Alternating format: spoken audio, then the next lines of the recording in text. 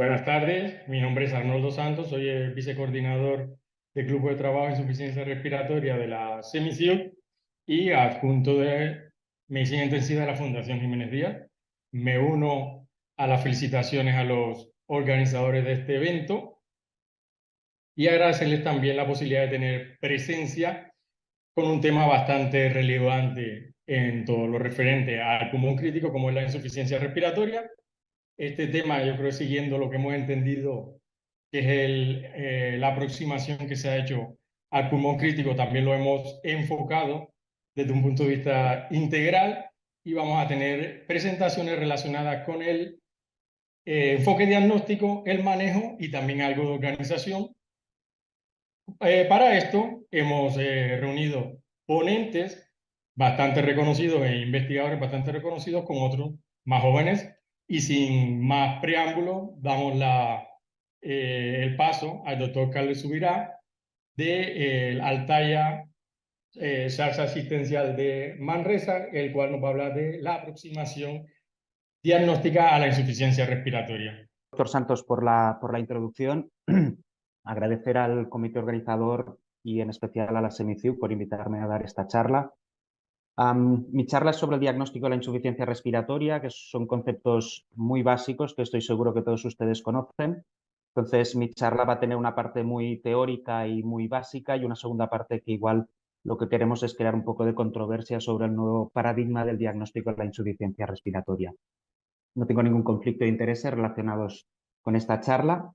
Y lo primero que nos debemos preguntar es por qué nos obsesiona la insuficiencia respiratoria a los intensivistas. Pues básicamente por dos razones.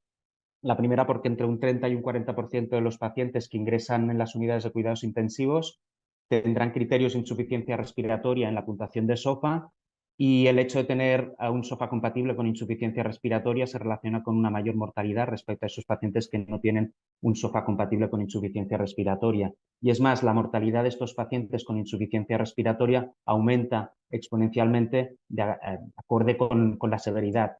Y aquellos pacientes con un distrés respiratorio severo, su mortalidad puede llegar hasta el 40-50% en algunas de las series.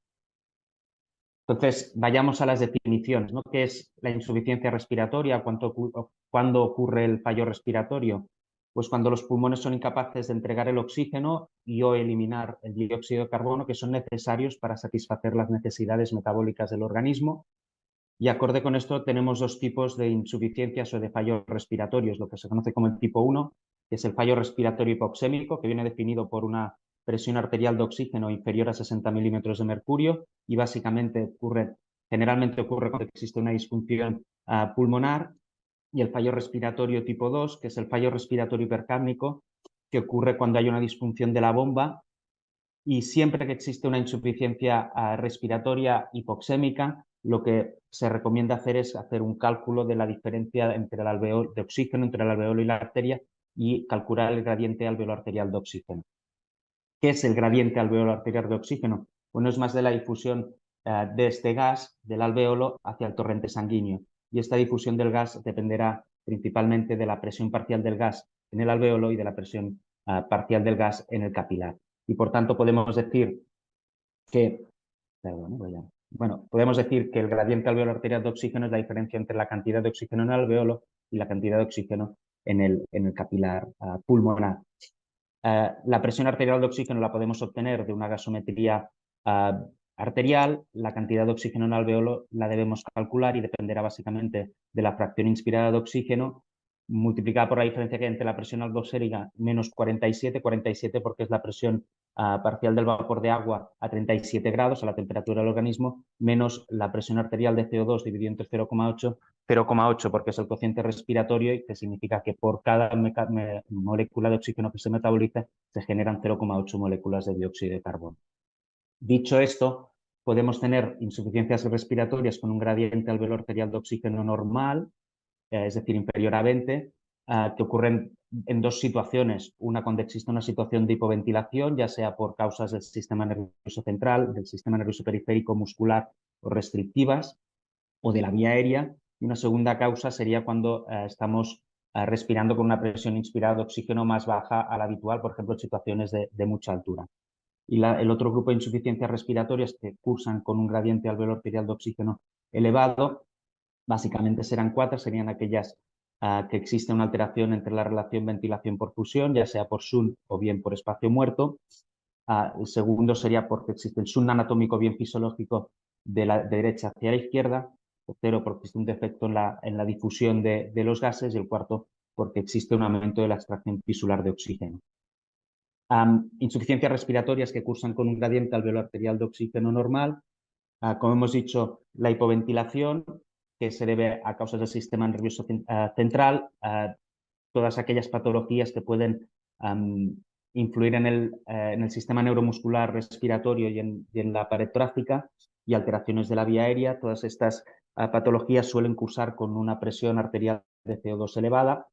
La segunda causa de insuficiencia respiratoria con gradiente normal sería pues aquellas situaciones que se respira una presión inspirada de oxígeno inferior a lo normal en situaciones de mucha altura, o por ejemplo cuando en un avión pues se despresuriza la cabina.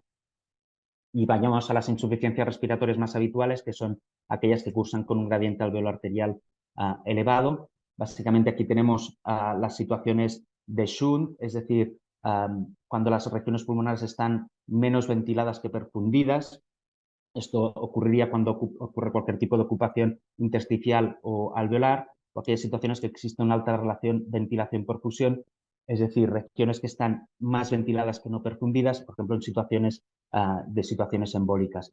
Todas estas patologías suelen cursar típicamente con PCO2 normal, aunque no es inusual que en caso de que exista hipoventilación puedan cursar con PCO2 elevadas.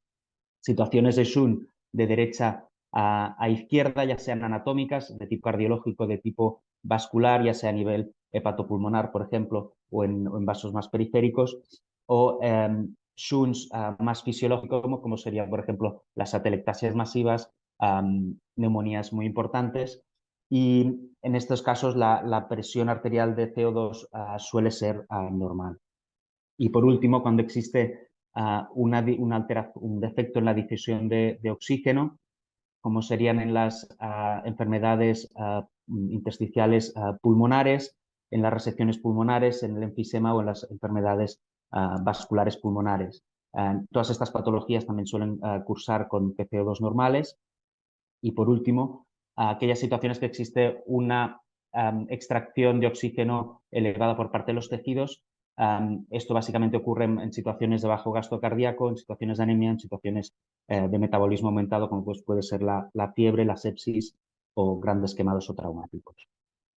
Dicho esto, ¿cuál es la etiología del fracaso respiratorio? Pues básicamente puede ser una etiología de tipos pulmonar, pero también puede ser una etiología de tipos muscular, una etiología que sea del sistema nervioso, ya sea central o periférico, pero también una etiología que sea de origen cardíaco o cardiorrenal. Dicho esto, existen varios algoritmos para llegar al diagnóstico etiológico de la insuficiencia respiratoria.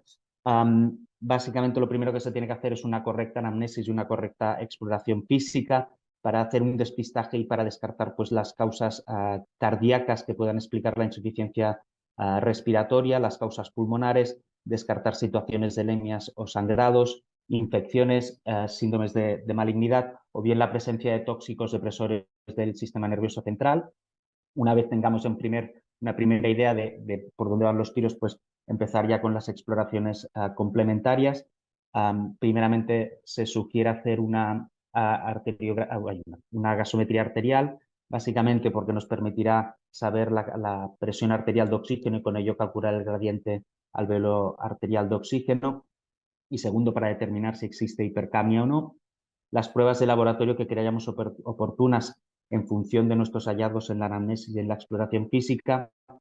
Después se habla de hacer una prueba de imagen y se habla de la radiografía de tórax, básicamente para ver si existe neumotórax, ocupación alveolar o derrame pleural, etcétera. Y electrocardiogramas, pues para ver también el despistaje de causas cardiológicas que puedan explicar la insuficiencia respiratoria. Si con esto no llegamos a un diagnóstico claro, pues empezamos con una segunda línea de exploraciones complementarias que pueden ser el TAC, el ecocardiograma para el despistaje de causas cardiológicas de la insuficiencia respiratoria, cultivos, determinación de metaglobinemia en caso de que sospechemos de intoxicaciones, determinación de hormonas e incluso recogida de muestras con broncoscopía. ¿Y por qué es muy importante hacer un buen diagnóstico etiológico de la insuficiencia respiratoria? Pues porque fallar en el diagnóstico etiológico puede influir en la evolución de nuestros pacientes, tal como vimos en esta revisión retrospectiva de alrededor de 500 pacientes que habían ingresado en el hospital por la puerta de urgencias con un diagnóstico de insuficiencia respiratoria, y se vio como aquellos pacientes que no habían sido correctamente diagnosticados la etiología de la insuficiencia respiratoria, representados por las barras rayadas, acababan estando más días en el hospital, pero no solo eso, sino que tenían una mortalidad mayor que aquellos pacientes que se habían diagnosticado correctamente en la puerta de urgencias. Y después, cuando se buscaron qué variables podían estar relacionadas con la mortalidad intrahospitalaria, se vio que el hecho de haber recibido un tratamiento inapropiado en el departamento de urgencias derivado de un diagnóstico incorrecto, pues también se relacionaba con una mayor mortalidad hospitalaria. Dicho esto, en el algoritmo anterior se habla de la placa simple de tórax para determinar la presencia de neumotórax, de edema pulmonar o de ocupación alveolar. Sin embargo, en nuestros pacientes de UCI, la placa de tórax puede ser muy limitada la información que nos puede dar. Nuestros pacientes están monitorizados con electrodos, tienen dispositivos en la tráquea, tienen drenajes torácicos, y la verdad es que a veces una placa de tórax nos puede ser de muy poca información, y por eso hay quien aboga que igual la ecografía puede llegar a ser, igual no el sustituto, pero sí un complemento muy bueno a la radiografía simple de tórax. Y de hecho algunos artículos ya sugieren que el hecho de apoyarse en la ecografía a la hora de hacer el diagnóstico, en la ecografía cardiopulmonar, a la hora de hacer el diagnóstico de la insuficiencia respiratoria, mejora el diagnóstico etiológico de la insuficiencia respiratoria.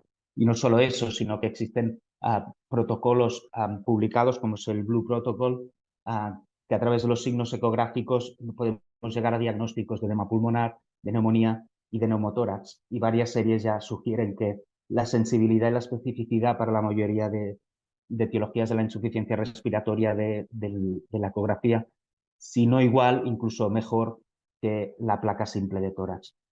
Y de hecho, lo que nos enseñó la última pandemia es que el uso de la ecografía pulmonar en pacientes con COVID nos servía no solo para hacer un despistaje diagnóstico de la neumonía por COVID, sino que incluso llegamos a relacionarlo con la evolución clínica y nos ayudó a predecir la evolución de nuestros pacientes, y numerosas publicaciones hablan de ello. Y por último, ya para terminar, decir que la insuficiencia respiratoria es un motivo frecuente de ingreso en la UCI y que tiene una elevada mortalidad, y por eso nos interesa y debemos estar preocupados por ella. Que la etiología de la insuficiencia respiratoria se debe a la disfunción pulmonar o de la bomba, y que casi cualquier órgano puede estar involucrado en la insuficiencia respiratoria.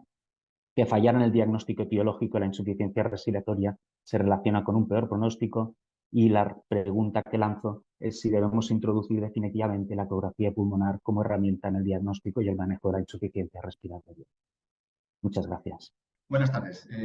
Lo primero, agradecer la invitación a los organizadores a esta excelente jornada, una vez más, y también a la audiencia por la atención. Mi idea era centrarme en terapias de soporte, puesto que se va a hablar específicamente de ventilación mecánica en muchas otras charlas. Y ha habido bastante evidencia publicada recientemente en revistas de alto impacto que creo que deben modificar nuestra práctica clínica, y además es una evidencia que puede tener cierto grado de conflicto porque son resultados que pueden entenderse como contrarios entre unos estudios y otros. Tengo un conflicto de interés con Fischer y Paykel en lo relacionado con la temática de la charla. Bien, voy a centrarme principalmente en dos terapias de soporte al paciente en ventilación mecánica.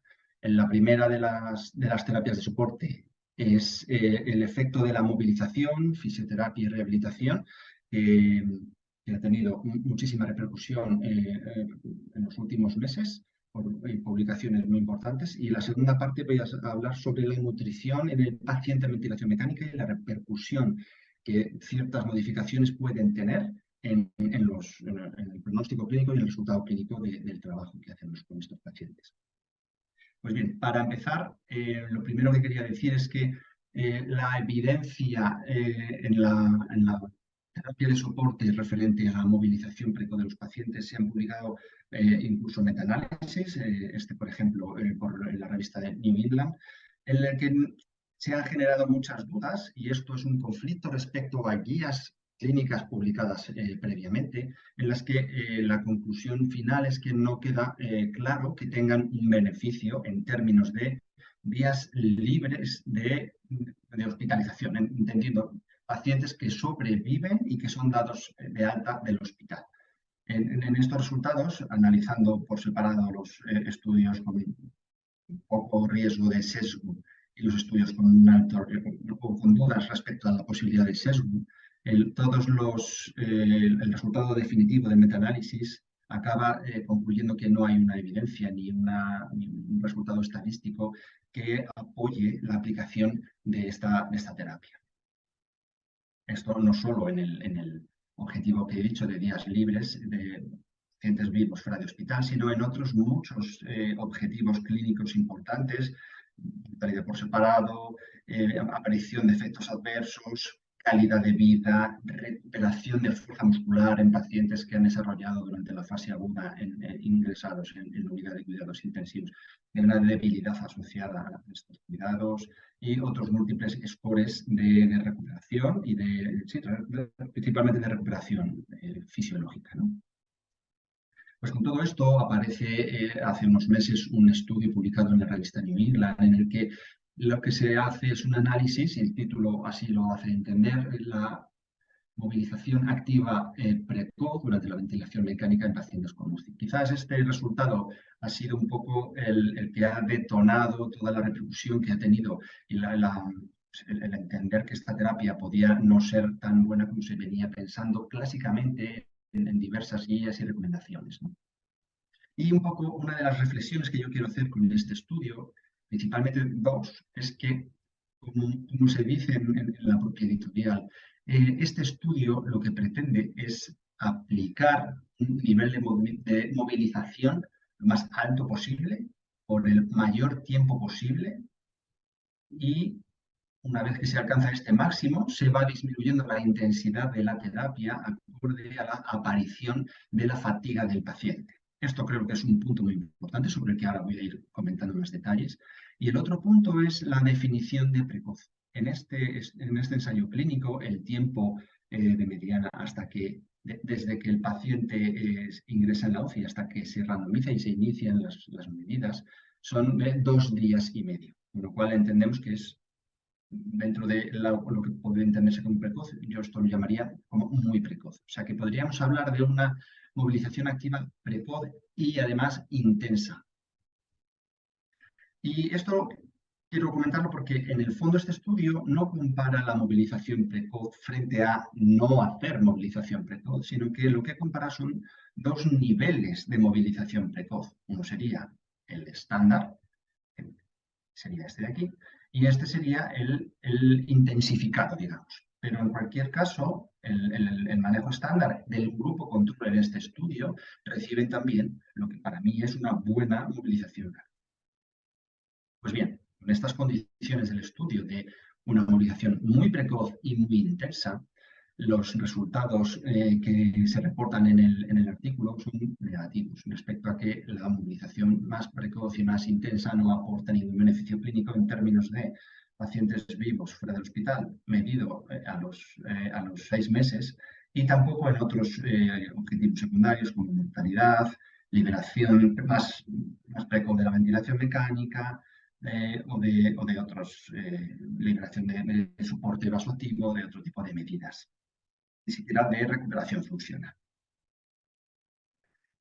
Después de este estudio sale otro publicado en la revista Lancet Respiratory que viene un poco a dar hacia el otro lado. En este caso, lo que se hace es, y creo que son diferencias muy importantes que hay que tener en cuenta. En este caso, no se pretende intensificar al máximo la terapia de movilización precoz. De hecho, lo que se pretende son aplicar sesiones de 25 a 30 minutos, no más, Esto empezado tras el 4.º día de ingreso en la UCI, con lo cual entendemos que la precocidad no es tan extrema como en el estudio anterior.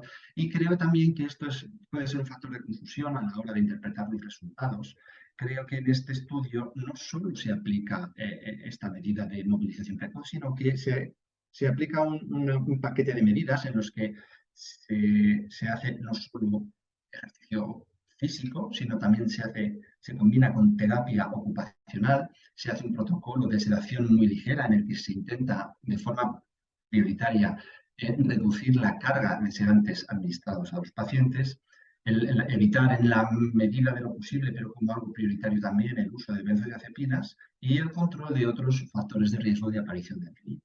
En este caso, el objetivo primario es el nivel cognitivo y el control del delirio principalmente, puesto que lo que se dice de su supervivencia y mortalidad tampoco era esperable, pero no se encuentran diferencias, pero a cambio sí que se encuentra una reducción muy significativa, incluso a un periodo de análisis muy largo que es un año, una reducción significativa del deterioro cognitivo y múltiples scores fisiológicos. También, y esto es muy importante, una reducción muy, creo yo, desde el punto de vista clínico, muy llamativa de la debilidad del paciente, de debilidad adquirida en UCI de estos pacientes, con una recuperación en los scores de fuerza motora de grupos musculares muchísimo mayor, recuperación de independencia funcional y otros muchos parámetros. O sea que yo creo que esta discrepancia entre los resultados, y además, bueno, no solo, había comentado, no solo al alta de la UCI y del hospital, sino también se confirma que esta diferencia y este beneficio se mantiene incluso un año después de haber sido dados de alta del hospital.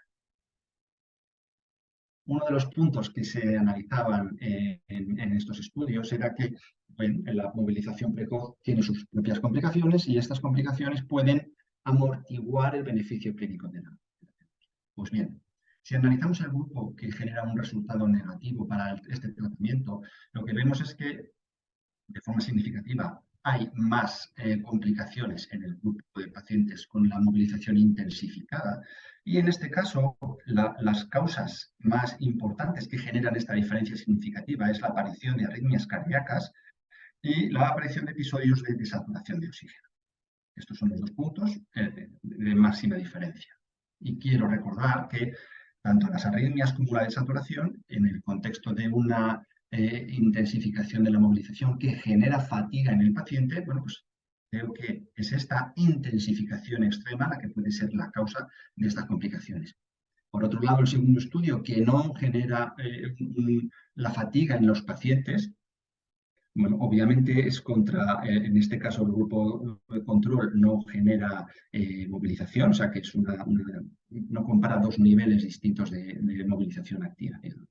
Y en esta la diferencia no es significativa, la diferencia global sí es significativa, pero en los parámetros comentados previamente de saturación de oxígeno o incluso de arritmias, bueno, pues la diferencia es mucho más suave. O sea que esta intensificación creo que es parte de la causa de algunas de estas complicaciones.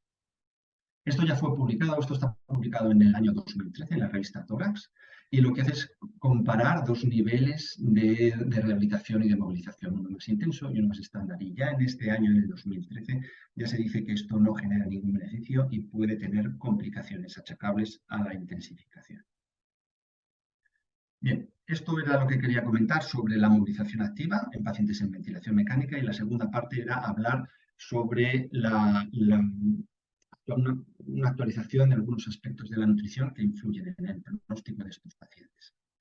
Quería comentar muy resumidamente las recomendaciones publicadas en las guías clínicas para la nutrición en estos pacientes.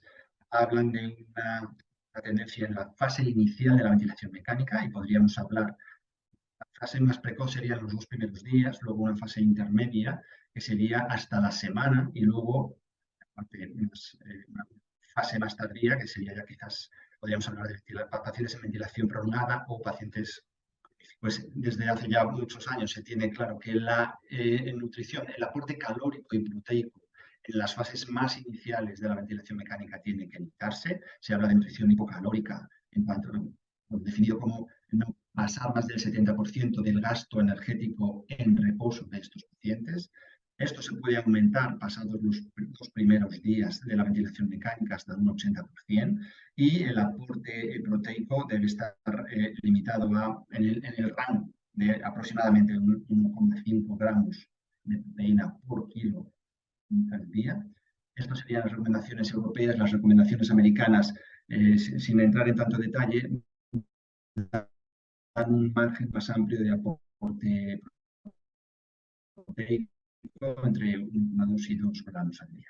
Bien, esto ha sido rebatido recientemente con estudios muy importantes. Este es reducir todavía más el aporte calórico y el aporte proteico respecto a la recomendación de las guías previas. Y en este caso lo que se hace es, empezado lo más precoz posible, en las primeras 24 horas después de la intubación y durante los primeros 7 días, lo que se hace es, este es el estándar recomendado en guía clínica, que proteínas entre 1 y 1,3 gramos, y lo que hacen es una intervención mucho más restrictiva en cuanto al aporte calórico y proteico. Son 6 kilocalorías y 0,2 a 0,4 gramos por kilo de proteína.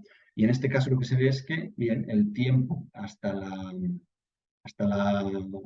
el alta de la UCI no genera una diferencia significativa, pero en otros objetivos secundarios sí que se encuentran importantes beneficios de esta restricción todavía más llamativa del aporte calórico. Aunque son objetivos secundarios y no genera una conclusión definitiva, sí que la mortalidad en UCI claramente se ve reducida y de forma significativa. Y otros objetivos que también tienen un beneficio, en este caso rozando una significación, sería la retirada del tratamiento vasopresor, y sí, con un resultado significativo, el tiempo de ventilación mecánica, tal, por acortar el tiempo del testeo.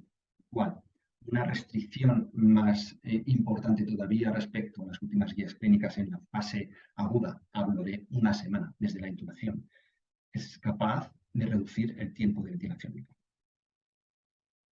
Otro de los estudios que me parecen relevantes comentar, lo que hace es comparar dos medidas en el momento de la extubación. Quizás un poco por inercia y sin una evidencia, un estándar en muchísimas unidades de cuidados intensivos en el mundo es, antes de extubar, se para el aporte nutricional. Quizás la hipótesis de esta medida es reducir el riesgo de vómito o aspiración y de reducir el riesgo de, pues de aspiración de contenido gástrico en la vía aérea. En este caso lo que se hace es, se mantiene el aporte nutricional independientemente del proceso de la extubación, frente al manejo estándar, que es pararlo durante 6 horas. En este caso lo que encuentran los autores del estudio es que la extubación se acelera en los pacientes en los que se continúa con el aporte nutricional. Y no solo eso, sino que además el alta de UCI se realiza más precozmente también en estos pacientes en los que no se limitan estas 6 horas de nutrición. No hay un riesgo mayor de reintubación, y quizás un poco los mecanismos que explican los autores para justificar estos resultados es que respecto a la reintubación no hay diferencias importantes, principalmente porque no hay episodios de vómito en el escenario de la extubación nosocomial, desde el mismo mecanismo. Y curiosamente, los autores también argumentan que esa reducción de aporte calórico el mismo día de la intubación, que son 6 horas, lo cual viene a ser un 25% del aporte que debería haber recibido el paciente para ese mismo día, y que esto de alguna forma también puede justificar estos resultados, lo cual podría entenderse que es opuesto a lo que se dice en el estudio previo. Una interpretación de esta discrepancia en los resultados puede entenderse como que las necesidades de aporte calórico y proteico de los pacientes no son homogéneas a lo largo de toda la evolución de su patología crítica, sino que quizás debería ajustarse mucho más acorde a las fases concretas y pacientes en los que quizás no ajustado por el tiempo exacto, sino más bien por la situación clínica. Un paciente que está listo para ser extubado es un paciente cuyo diagnóstico, que motivó la intubación y la ventilación mecánica está resuelto, su proceso inflamatorio está en fase de recuperación o resuelto. Quizás esto genera tipos de pacientes, independientemente del tiempo exacto de evolución, que pueden necesitar unos requerimientos nutricionales muy diferentes pero que importantemente afectan al pronóstico. Otro de los estudios que quería comentar hace una comparación en el aporte, en este caso exclusivamente proteico, del estándar que venimos hablando de entre 1,2 y, bueno, en el rango de las guías previas. Aquí lo compara con más de 2,2 gramos por kilo, lo cual es prácticamente un incremento del aporte proteico exclusivamente superior al doble. En este caso empieza la medida a las 96 horas, o sea que no es tan precoz como los estudios, pero se mantiene durante mucho tiempo, hasta 28 días. En este caso, no solo hay ningún beneficio, sino que el grupo de pacientes que han recibido un altísimo aporte proteico, parece que hay peor pronóstico, sobre todo cuando hay lesión renal asociada a la patología crítica aguda y fracasos orgánicos importantes. Quizás esto vuelve a hacer referencia un poco a lo que he comentado antes, que lo importante no es cuántos días de ventilación mecánica lleva el paciente, sino en qué fase de su patología crítica se encuentra. Si el paciente se encuentra en una fase aguda, catabólica, quizás tenemos que mantener la recomendación de ser muy restrictivos con el aporte calórico y el proteico especialmente también. Y en el momento en que el paciente ya pasa la fase más aguda, empieza su recuperación y la fase anabólica se controla, quizás estas restricciones no deban ser tan importantes. De hecho, quería comentar, eso es una revisión de paciente con ventilación mecánica prolongada, en la que respecto al aporte nutricional, lo que se encuentra que el aporte que tanto calórico como proteico que reciben los pacientes en el momento de empezar el weaning sí que se relaciona con el tiempo hasta la extubación y el éxito de esta extubación. ¿Vale? Siempre me refiero a un incremento en el aporte calórico y proteico respecto a la fase más aguda catabólica, parece que puede mejorar el pronóstico, haciendo el cambio una vez que el paciente ya está en fase de recuperación. Y un poco también en contraposición a lo que he dicho previamente del metaanálisis publicado en New England respecto a la mobilización precoz, en pacientes con necesidades prolongadas de ventilación mecánica, todas las guías vienen haciendo una recomendación de pacientes se benefician de esta movilización, incluso en una precocidad tan llamativa como son 24 horas desde la intubación. Y que esto no solo tiene un beneficio a corto plazo durante el proceso agudo, sino que tiene un resultado a largo plazo, una evolución sostenible y mantenida y prolongada de estos pacientes. Doctor, Para concluir,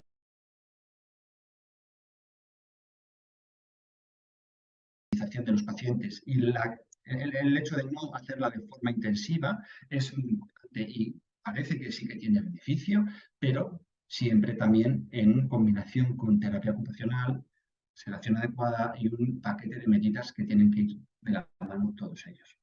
Y respecto a la dosis de nutrición, se debería probablemente ajustar acorde no solo al tiempo de ventilación mecánica, sino a la fase de la patología clínica en la que se encuentran. Muchas gracias por la introducción. El tema que voy a presentar esta tarde es el abordaje multidisciplinar de la insuficiencia respiratoria. Voy a empezar por esta gráfica sencilla, cuyo centro es el paciente que tiene insuficiencia respiratoria aguda. En él se enfocan todo este grupo de especialidades médicas, de personal sanitario, de enfermería, fisioterapeutas, farmacéuticos, todos ellos trabajando juntos sin olvidarnos de este círculo verde que los rodea a todos, que es la sostenibilidad y la optimización de recursos. Sobre esta imagen vamos a volver un poquito más tarde hacia el final de mi presentación. ¿Cómo vamos a enfocar la charla de esta tarde? La vamos a enfocar un poco de manera similar a una pregunta de investigación, el por qué necesitamos un abordaje multidisciplinar de la insuficiencia respiratoria, quién realiza este proceso, cómo se debe llevar a cabo y cuándo se realiza este abordaje multidisciplinar y hasta cuándo necesitamos una UBI o lo contrario, cuándo necesitamos desescalar las medidas que hemos tomado hasta el momento. Empecemos, por tanto, por la primera pregunta. ¿Por qué necesitamos un abordaje multidisciplinar? Primero voy a hablar en líneas generales. En el 2021, la Sociedad Europea de Medicina Intensiva publica en Intensive Care Medicine esta editorial acerca de la diversidad e inclusividad. ¿Por qué hablan de este tema? Porque estamos en un contexto europeo y mundial, universal, en el que la medicina intensiva, la terapia intensiva, no solo se refiere a los intensivistas, sino que como especialidad en muchos países se deriva realmente, es una supraespecialización de otros especialistas, sean anestesiólogos, sean nefrólogos, internistas o en otros países incluso cirujanos o cardiólogos. Partiendo como base de esta editorial, nos vamos a enfocar en la insuficiencia respiratoria y nos vamos a preguntar quién es capaz de llevar a cabo este abordaje multidisciplinar. Antes de comenzar con los ejemplos que vamos a poner, voy a dar una ligera pincelada que yo creo que es bastante intuitiva, y es que todo prácticamente ha empezado a partir de la pandemia del COVID, cuando nos hemos visto en la necesidad de trabajar juntos varios especialistas, no solo intensivistas, sino como hemos mencionado antes, internistas, nefrólogos, urgenciólogos, cardiólogos, etc. Este grupo canadiense, independientemente del COVID, en el año 2021, como verán, todo lo que se ha publicado será posterior al COVID, habla de un manejo estandarizado y multidisciplinar. El tipo de estudio que se hace es una encuesta, y ellos pues son unos de los primeros que, como insisto, independientemente del COVID, plantean el abordaje multidisciplinar de la insuficiencia respiratoria y del distrés respiratorio agudo. Entonces ellos pues se ponen de acuerdo un panel de expertos y, como verán aquí en esta gráfica, concuerdan pues con otras especialidades que se van a enfocar en la insuficiencia respiratoria. Intentan ver si las recomendaciones científicas son conocidas por estos médicos que no se ocupan a priori de la insuficiencia respiratoria, y si se siguen las guías, si se realiza una terapia de calidad de la insuficiencia respiratoria. Entonces, como verán aquí, el panel de expertos principalmente consiste en médicos que, como verán, pues son de varias especialidades, fisioterapeutas respiratorios y enfermeras. Pongo esta tabla sobre todo para insistir en la gran variedad de especialidades que se pueden dedicar a esto, al manejo del paciente que tiene insuficiencia respiratoria. No voy a entrar en los detalles del estudio, sino, como ya hasta el momento hemos ido repitiendo, son varias especialidades las que se pueden enfrentar con un paciente que presenta insuficiencia respiratoria aguda de varias etiologías. Y como ven aquí, pues se tratan de anestesistas, cardiólogos, cirujanos cardiovasculares, cirujanos generales o internistas, pues con varias subespecializaciones a su vez. Como todo esto pues ha empezado en la pandemia, la necesidad de una concordancia, de un consenso, ha empezado en Europa un poco como era de esperar los pioneros en Italia. Entonces ellos publican en el año 2019-2020 a finales este artículo, justo pues cuando ya estaba empezando la pandemia y estaba en ascenso.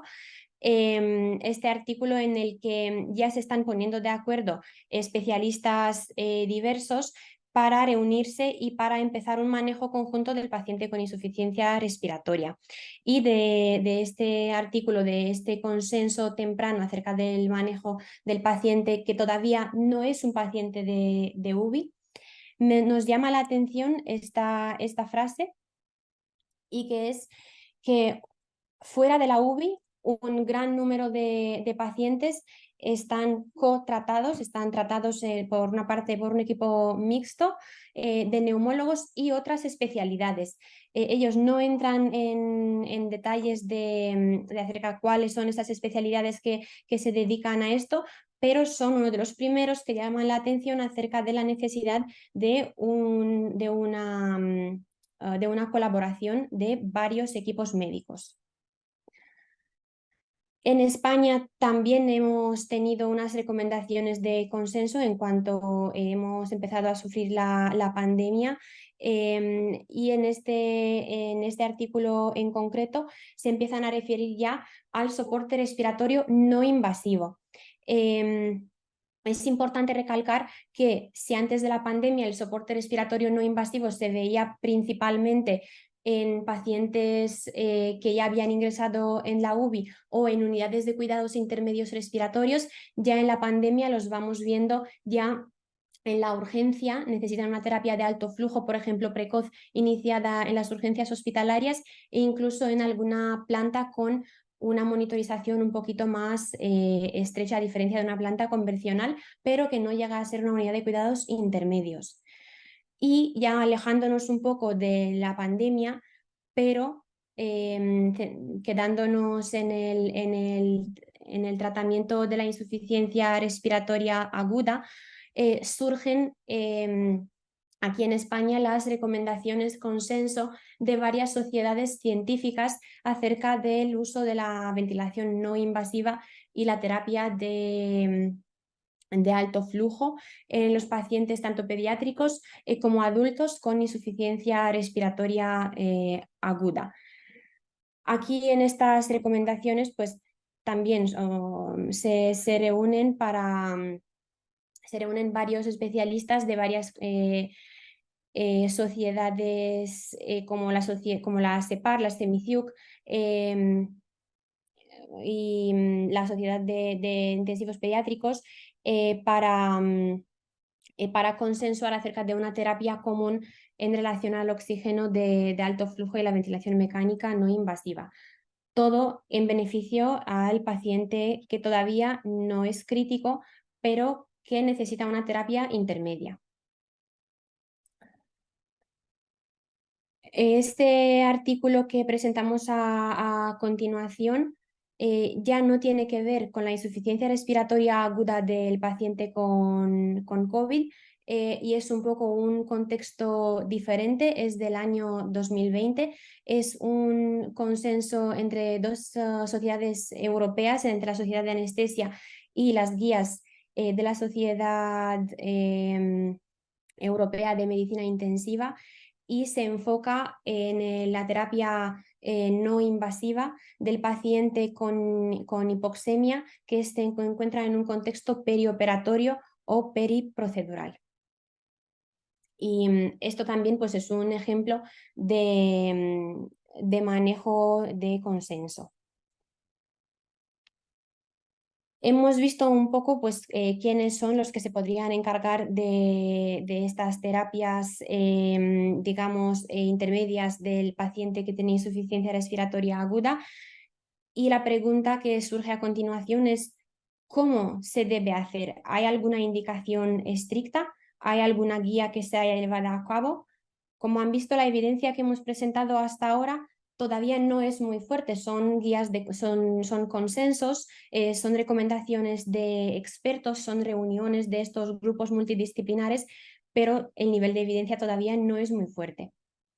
En todo caso, existen unas recomendaciones en este artículo que es previo a todo lo que hemos hablado hasta ahora y a todas estas guías consenso, hay unas recomendaciones que por sentido común se han de seguir por estos grupos multidisciplinares. Entonces, el paciente, este artículo del New England se refiere estrictamente al paciente con insuficiencia respiratoria aguda que requiere ya un manejo no invasivo. Y las recomendaciones son que estos pacientes necesitan un tratamiento por un equipo experto en un ambiente monitorizado. Y como ven aquí en esta diapositiva, ya pueden necesitar una unidad de cuidados intermedios, la Step Down Unit, o cuando ya es necesario se requiere una unidad de cuidados intensivos. Y siempre por un equipo que haya tenido experiencia en soporte no invasivo, médicos especialistas en ello, fisioterapeutas respiratorios y también enfermeras que sepan manejar una ventilación no invasiva. ¿Hasta cuándo podemos manejar en una planta, en una urgencia o en una unidad de cuidados intermedios a estos pacientes? Cuando ya esta monitorización que estamos realizando del paciente con alto flujo o con no invasiva se puede hacer a estos niveles, y hasta cuándo ya debemos de pasar al siguiente paso, que es la unidad de cuidados intensivos. Esta tabla es la continuación de la tabla de New England que os estaba enseñando previamente, y me gustaría que os fijarais en la parte central, en los factores de riesgo que se asocian al fracaso de la ventilación mecánica no invasiva, y ya en el momento en el que se cumplen estos criterios que pueden leer, que son unos criterios que nos indican alto riesgo de fracaso de la ventilación mecánica no invasiva, ahí ya es cuando el paciente debería ya ingresar en una unidad de cuidados intensivos. Siempre nos referimos, insisto, ya no se trata del paciente que simplemente tiene unas gafas nasales o un soporte menor, sino que ya son pacientes que necesitan alto flujo, ventilación no invasiva o con casco, y que van a requerir una monitorización más estrecha, más intensa, y ya un ingreso en la UBI. Voy a acabar esta penúltima parte de mi presentación enseñando esta editorial de Frontiers of Critical Care Medicine, en la que se presenta el abordaje multidisciplinar de la medicina intensiva, cómo se tienen que realizar las terapias ya cuando hay un consenso entre las especialidades.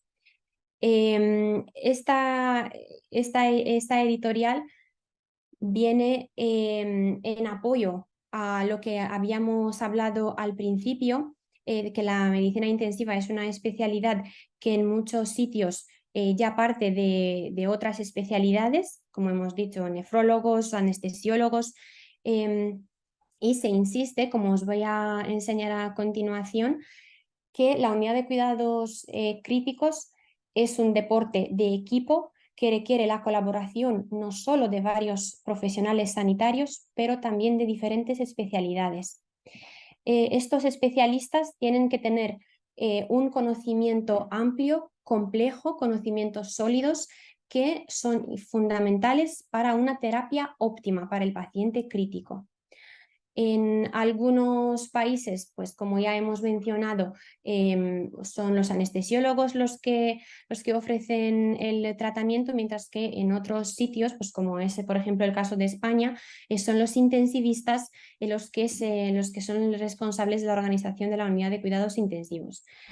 En otros sitios pues hay otros especialistas, nefrólogos, cardiólogos, cirujanos cardiovasculares o incluso cirujanos generales, neurólogos o anestesistas que se ocupan de la atención al paciente crítico. Antes de llegar a la última parte de mi presentación, que es cuándo o hasta cuándo debemos llegar a ingresar el paciente en la unidad de cuidados intensivos, quiero recalcar que el hecho de que el paciente ya haya ingresado en la unidad de cuidados críticos no significa que estos especialistas que han ido tratando y vigilando al paciente previamente a su ingreso en la UBI dejen de seguirlo. Todo lo contrario, ellos tienen que seguir colaborando con el intensivista, tenga la especialidad primaria que tenga, en el seguimiento y toma de decisiones futuras para la optimización del tratamiento del paciente que ya se ha decidido que necesita una UBI. Volvemos a nuestro cuadro del principio, centrado en el paciente con insuficiencia respiratoria aguda. Hemos visto que estos pacientes necesitan un manejo multidisciplinar. Nos hemos centrado principalmente hasta ahora en la necesidad de escalada de terapia. Esta visión última de esta gráfica la quiero acabar con el siguiente detalle, y es que no solo ya una vez que tenemos los pacientes ingresados en la UBI que han recibido su terapia para su insuficiencia respiratoria, ventilación mecánica invasiva, y que ya están en la fase de weaning, que a lo mejor alguno pues, puede tener, por ejemplo, traqueostomía, estos pacientes no los debemos olvidar. Algunos pueden necesitar a continuación una terapia de consolidación de esta ventilación mecánica que ya se ha ido retirando, pueden seguir necesitando algunos de ellos oxigenoterapia de alto flujo, y algunos pueden necesitar unos manejos continuados de la traqueostomía y de la destete real del ventilador, por ejemplo, en una unidad de cuidados intermedios. Dicho esto, las principales conclusiones con los que me gustaría que os quedarais de esta charla son que el trabajo conjunto multidisciplinar siempre va a tener en su centro al paciente para mejorar la calidad asistencial. Todavía faltan estudios de calidad para tener la mejor evidencia científica, y que todos estos esfuerzos son para mejorar la calidad de vida del paciente y para mejorar los outcomes, los resultados centrados en el paciente. Os agradezco la atención y muchas gracias. Muchas gracias, Ana María. Ahora me gustaría hacer una pregunta a Carla, no sé si le va a gustar o no. Y como estamos en toda esta época de muy de moda de la ciencia de datos, uso de tecnologías, no sé si tienes algún comentario o crees que esto puede ser especialmente relevante en cuanto al tema que nos abordaste del diagnóstico, de la aproximación diagnóstica de insuficiencia respiratoria, más aún cuando una de las cosas más contundentes que mencionaste es que el fallo en una aproximación adecuada del diagnóstico trae consecuencias negativas. No sé si cuál es tu opinión acerca de cómo podrían ayudar esta nueva tecnología, ciencia de datos, inteligencia artificial en el abordaje diagnóstico de insuficiencia respiratoria aguda. Bueno, buena pregunta y muy actualizada a los tiempos que corren. Sí, evidentemente yo creo que algoritmos de inteligencia, no sé si te refieres a esto, pero algoritmos de inteligencia artificial y que se están desenvolupando, y nosotros de hecho estamos colaborando en algunos relacionados más con fracaso de weaning y de extubación, también podrían ser aplicados, ¿no? Si tenemos una gran cantidad de datos, ¿no? En anticiparnos o que nos sean de ayuda a la hora de diagnosticar a nuestros pacientes y la etiología de la insuficiencia respiratoria, sin ningún tipo de dudas. Sin embargo, no soy un especialista en la materia. Era precisamente encaminada hacia eso y muchas gracias por tu respuesta.